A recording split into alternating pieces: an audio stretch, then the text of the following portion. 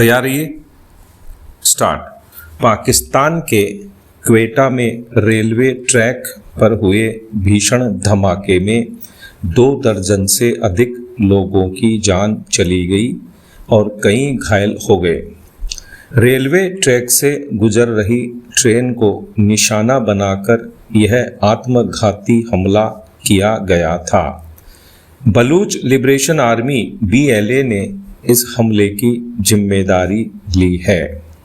हिंसा चाहे किसी भी रूप में हो, उसे स्वीकार नहीं किया जा सकता, लेकिन क्वेटा में हुए इस धमाके के उस पहलू पर भी गौर करना होगा जिसमें पाकिस्तान ने लगातार अपनी घरेलू समस्याओं की अनदेखी करते हुए स्वतंत्रता की मांग कर रहे बलूचिस्तान के लोगों के अधिकारों को कुचलने का काम किया।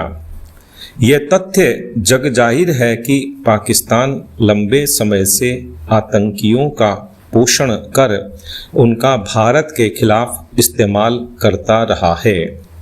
एक तरह से ऐसा कर वह भारत के खिलाफ छद्म युद्ध करने में लगातार जुटा रहता है।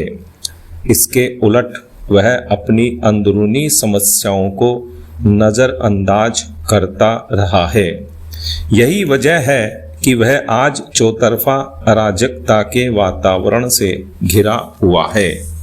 बलूचिस्तान पाकिस्तान का सबसे बड़ा प्रांत है, फिर भी वहाँ विकास की बजाय सैन्यीकरण और दमन की अलग ही कहानी रही है।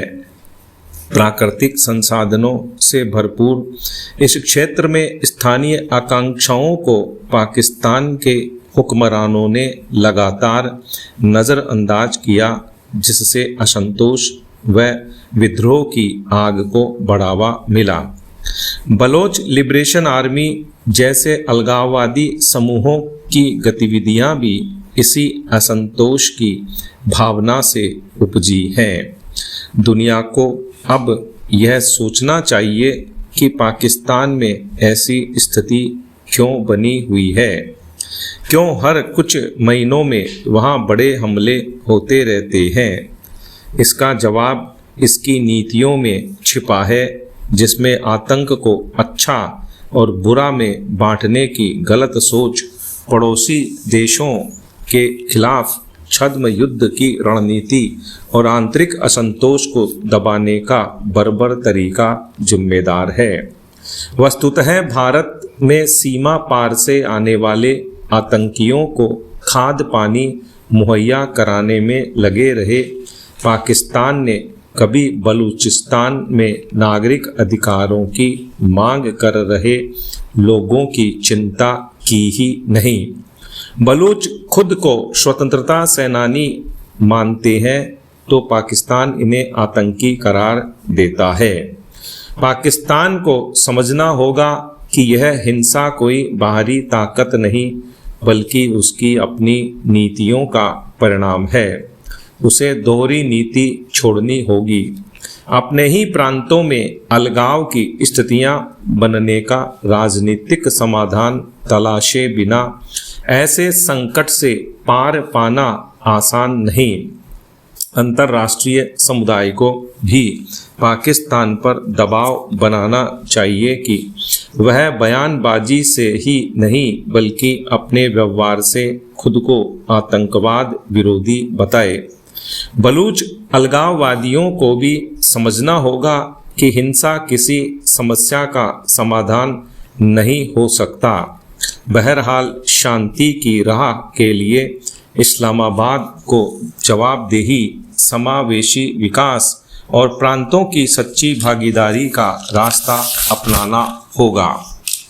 देश में खाद्य पदार्थों में मिलावट का सवाल अब केवल उपभोक्ता अधिकार या बाजार नियंत्रण का मुद्दा नहीं रह गया है, बल्कि यह सार्वजनिक स्वास्थ्य और सामाजिक नैतिकता से जुड़ा राष्ट्रीय संकट बनता जा रहा है।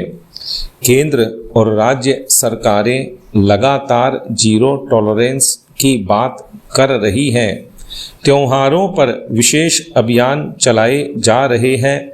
दूध, मावा, तेल, मसाले और मिठाइयों के नमूने लिए जा रहे हैं, लेकिन इसके बावजूद मिलावट का जाल टूटता दिखाई नहीं देता। मिलावटखोरों की सक्रियता यह संकेत देती है कि कानून का डर अभी भी उतना प्रभावी नहीं बन पाया है जितना होना चाहिए। पिछले कुछ वर्षों के आंकड़े इस चिंता को और गहरा करते हैं। केंद्र सरकार के अनुसार 2024-25 में खाद्य सुरक्षा और मिलावट से जुड़ी 7,700 से अधिक शिकायतें दर्ज हुईं। 2022-23 में यह संख्या लगभग 4,330 थी, जो अगले वर्ष बढ़कर 4,735 तक पहुंच गई। शिकायतों में वृद्धि को केवल जागरूकता का परिणाम मान लेना पर्याप्त नहीं होगा।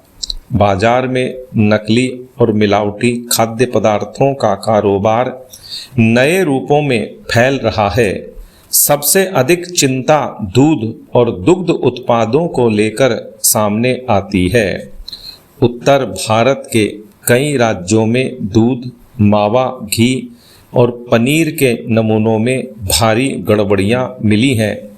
दूसरी ओर केरल और तमिलनाडु जैसे राज्यों में शिकायतें अपेक्षाकृत कम हैं। वहां स्थानीय निगरानी व्यवस्था, सहकारी मॉडल और उपभोक्ता जागरूकता बेहतर मानी जाती है। यह अंतर बताता है कि केवल कानून बनाना पर्याप्त नहीं, बल्कि उसकी स्थानीय और सामाजिक स्तर पर प्रभावी क्रियान्विति भी जरूरी है।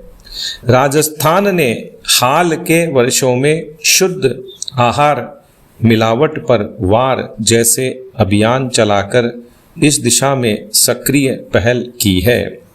कई जिलों में मावा, मसाले और तेल के नमूने फेल पाए गए। सैकड़ों मामलों में दोष सिद्ध होना यह दर्शाता है कि मिलावट का नेटवर्क कितना गहरा और संगठित है। कुछ राज्यों के प्रयोग उम्मीद भी जगाते हैं। गुजरात का food safety on wheels model उल्लेखनीय माना जा रहा है। मोबाइल प्रयोगशालाओं के जरिए गांवों और कस्बों में मौके पर जांच की व्यवस्था ने निगरानी को अधिक प्रभावी बनाया। केरल ने होटल और खाद्य प्रतिष्ठानों की डिजिटल रेटिंग प्रणाली शुरू कर उपभोक्ताओं को स्वच्छता और गुणवत्ता की जानकारी देना शुरू किया। तमिलनाडु ने स्कूलों में फूड सेफ्टी क्लब बनाकर बच्चों को जागरूक करने का प्रयास किया। ये उदाहरण बताते हैं कि यदि प्रशासनिक इच्छा शक्ति और सामाजिक भागीदारी साथ हो तो बदलाव संभव है। लेकिन मूल प्रश्न बना हुआ है कि आखिर मिलावटखोरी रुक क्यों नहीं रही। इसका पहला कारण है तेजी से बढ़ता उपभोक्तावाद और आसान मुनाफे की मानसिकता। कम लागत में अधिक कमाई की लालसा समाज के एक हिस्से को अपराध की ओर धकेल रही है। दूसरा कारण निगरानी तंत्र की सीमाएं हैं। देश में खाद्य कारोबार करने वाली इकाइयों की संख्या लाखों में है, लेकिन निरीक्षकों और प्रयोगशालाओं की संख्या सीमित है। तीसरी और सबसे गंभीर समस्या उपभोक्ता स्तर पर है। लोग सस्ते सामान के आकर्षण में बिना गुणवत्ता जांच वाले खाद्य पदार्थ खरीद लेते हैं। जब तक उपभोक्ता स्वयं सजग नहीं होंगे, तब तक सरकारी अभियान अकेले निर्णायक परिणाम नहीं दे पाएंगे। विराम।